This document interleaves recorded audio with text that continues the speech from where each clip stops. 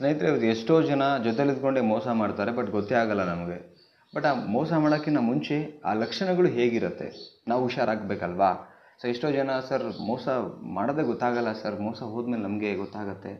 But ಅದಕ್ಕಿಂತ ಮುಂಚೆ ಆ ಲಕ್ಷಣಗಳು ಹೇಗಿರುತ್ತೆ, ನಾವು ಸರಿ ಮಾಡ್ಕೋಬೇಕು ಅಂತ ಎಷ್ಟೋ ಜನ ಕೇಳ್ತೀರಾ.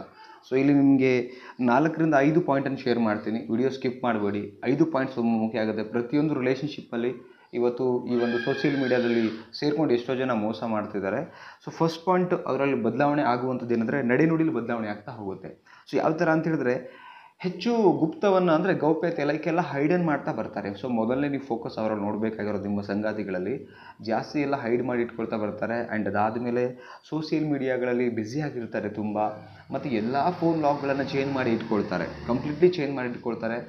ನಿಮಗೆ ಇಷ್ಟು ದಿನ ಏನು ಗೊತ್ತಿರುತ್ತೆ ಆ ಲಾಕ್ಗಳನ್ನು ಚೇಂಜ್ ಮಾಡಿ ಅವರು ಇಟ್ಕೊಳ್ತಾರೆ. ಫಸ್ಟ್ ಇದನ್ನು ಅವರಲ್ಲಿ ಅಬ್ಸರ್ವೇಷನ್ ಮಾಡಬೇಕಾಗಿರುವಂಥದ್ದು.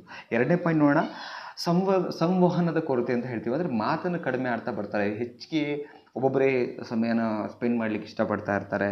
ಜಾಸ್ತಿ ಆತ್ಮೀಯತೆವಾಗಿ ಏನು ಎವ್ರಿಡೇ ಮಾತಾಡ್ತಿದ್ರು ಆ ಮಾತುಗಳು ಅವರಲ್ಲಿ ಬರ್ತಾ ಇರಲ್ಲ. ಓಕೆ, ಈ ಲಕ್ಷಣಗಳು ತುಂಬ ಅವರಲ್ಲಿ ಕಾಣ್ತಾ ಇರುತ್ತೆ ಮೋಸ ಹೋಗೋಕ್ಕಿಂತ ಮುಂಚೆ. ಈ ಥರದ್ದು ಕಾಣ್ತಿದ್ರೆ ನೀವು ಅನ್ಕೋಬೇಕು ಎಲ್ಲೋ ಒಂದು ಕಡೆ ಮೋಸ ನಡೀತಾ ಇದೆ ಅಂತೇಳಿ. ಎರಡನೇ ಪಾಯಿಂಟ್ ಆಯಿತು. ಮೂರನೇ ಪಾಯಿಂಟು ಅನಗತ್ಯ ಗೌಪ್ಯತೆ ಅಂತ ಹೇಳ್ತೀವಿ. ಅಂದರೆ ಇದು ಒಂದು ಕಡೆ ಹೈಡ್ ಆ್ಯಂಡ್ ಸೀಕ್ ಅಂತ ಹೇಳ್ಬೋದು. ಎಲ್ಲ ಇಮೇಲು, ಪಾಸ್ವರ್ಡು ಮತ್ತು ಇನ್ಸ್ಟಾ ಎಲ್ಲ ಸೋಷಿಯಲ್ ಮೀಡಿಯಾಗಳಲ್ಲಿ ಕೂಡ ಬ್ಲ್ಯಾಕ್ ಮಾಡಿ ಇಟ್ಕೊಳ್ತಾರೆ. ಲೈಕ್ ಬ್ಲ್ಯಾಕ್ ಅಂದರೆ ಏನಂದರೆ ಕಂಪ್ಲೀಟ್ಲಿ ನಮಗೆ ಗೊತ್ತಿಲ್ಲದಂಗೆ ಅವ್ರು ಯೂಸ್ ಮಾಡೋದು ಕೂಡ ಗೊತ್ತಾಗಲ್ಲ. ಆ್ಯಂಡ್ ಸಪೋಸ್ ಬ್ಯುಸಿ ಯಾವುದೋ ಒಟ್ಟಿಗೆ ಕಮ್ಯುನಿಕೇಷನ್ ಮಾಡ್ತಾಯಿದ್ರು ಕೂಡ ಫೋನ್ಗಳನ್ನು ಡಿಲೀಟ್ ಮಾಡ್ಕೊಂಡು ತಂದು ಕೊಡುವಂಥದ್ದು, ಪಾಸ್ವರ್ಡ್ಗಳನ್ನು ಡಬಲ್ ಪಾಸ್ವರ್ಡ್ ಇಟ್ಕೊಂಡು ನಾವು ಕೇಳಿದರೆ ಏನೋ ಒಂದು ನೆಪ ಹೇಳ್ತಾರೆ, ಅದಕ್ಕೆ ಬೇರೆ ರೀಸನ್ನೇ ಕೊಡ್ತಾರೆ. ರೈಟ್, ಈ ಥರದ್ದು ನಡೀತಾ ಇದ್ದರೆ ಸೊ ಅಲ್ಲೂ ಕೂಡ ಎಚ್ಚೆತ್ಕೊಳ್ಬೇಕಾಗತ್ತೆ. ಇಲ್ಲ ಒಂದು ಕಡೆ ಇಂಡೈರೆಕ್ಟ್ಲಿ ನಿಮಗೆ ಮೋಸ ಮಾಡ್ತಿದ್ದಾರೆ ಅಂಥೇಳಿ. ಮೂರನೇ ಪಾಯಿಂಟ್. ನಾಲ್ಕನೇ ಪಾಯಿಂಟು ಅನುಮಾನಾಸ್ಪದವಾಗಿರ್ತಕ್ಕಂಥ ಕೆಲಸದ ಸಮಯದಲ್ಲಿ ಅನಿರೀಕ್ಷಿತ ಬದಲಾವಣೆಗಳು ಕಾಣ್ತದೆ. ಎವ್ರಿಡೇ ಏನು ಕೆಲಸ ಮಾಡ್ತಿರ್ತಾರೆ ಅದರಲ್ಲಿ ತುಂಬ ಬದಲಾವಣೆಗಳು ಕಾಣ್ತಾ ಇರತ್ತೆ ಅವರಲ್ಲಿ.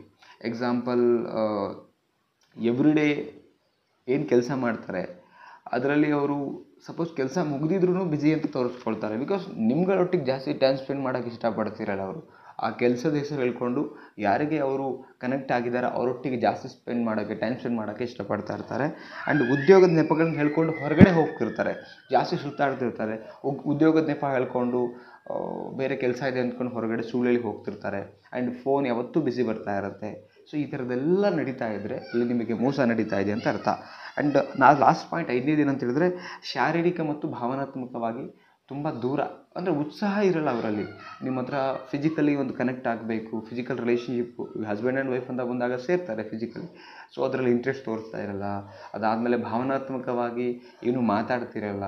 ಇದೆಲ್ಲ ಬದಲಾವಣೆಗಳು ಕಾಣ್ತಾ ಇದ್ದರೆ ಡೆಫಿನೆಟ್ಲಿ ನಿಮ್ಮಲ್ಲಿ ಮೋಸ ನಡೀತಿದೆ ಅಂತ ಅರ್ಥ. ಸೊ ಎಚ್ಚೆತ್ಕೊಳ್ಳಿ ಬೇಗನೆ. ಸೊ ಇಷ್ಟು ಪಾಯಿಂಟ್ಸನ್ನು ನೋಡ್ಕೊಳ್ಳಿ, ಅಬ್ಸರ್ವೇಷನ್ ಮಾಡಿ. ಇದು ನಡೀತಾ ಇದ್ದರೆ ಸೊ ಕ್ರಾಸ್ ಕ್ವಶನ್ ಮಾಡಿ, ಅನಾಲಿಸಿಸ್ ಮಾಡಿ, ಆ್ಯಂಡ್ ನೀವು ಸೂಕ್ಷ್ಮವಾಗಿ ಅಬ್ಸರ್ವೇಷನ್ ಮಾಡಿ ಆಮೇಲೆ ರೆಡ್ ಹ್ಯಾಂಡಾಗಿ ಹಿಡಿದುಬಿಟ್ಟು ಆಮೇಲೆ ಅವರಿಗೆ ಮಾತಾಡಿ. ಇದಿಷ್ಟು ಕೂಡ ನಿಮಗೆ ಜೊತೆಗಿದ್ಕೊಂಡೆ ಮೋಸ ಮಾಡುವಂಥ ಲಕ್ಷಣಗಳು. Very important. ಬಿಕಾಸ್ ಇವತ್ತು ಸೋಷಿಯಲ್ ಮೀಡಿಯಾಗಳಲ್ಲಿ ಒಟ್ಟಿಗೆ ಹಿಂಗಂಗೂ ಕನೆಕ್ಟ್ ಆಗಿಬಿಟ್ಟು ಮೋಸ ನಡೀತಾ ಇದೆ. ಬಟ್ ಹುಷಾರಾಗಿರಿ ಸ್ನೇಹಿತರೆ. ನಿಮಗೇನು ಅನ್ನಿಸ್ತು ಈ ವಿಡಿಯೋ ಬಗ್ಗೆ ಕಮೆಂಟ್ ಮಾಡಿ ತಿಳಿಸಿ. ಆ್ಯಂಡ್ ಲೈಕ್ ಮಾಡಿ, ಚಾನಲ್ಗೆ ಸಬ್ಸ್ಕ್ರೈಬ್ ಮಾಡಿ, ಎಲ್ರಿಗೂ ಶೇರ್ ಮಾಡಿ. ಮತ್ತೊಂದು ಟಾಪಿಕಲ್ಲಿ ಸಿಗ್ತೀನಿ. Thank you so much guys. Bye.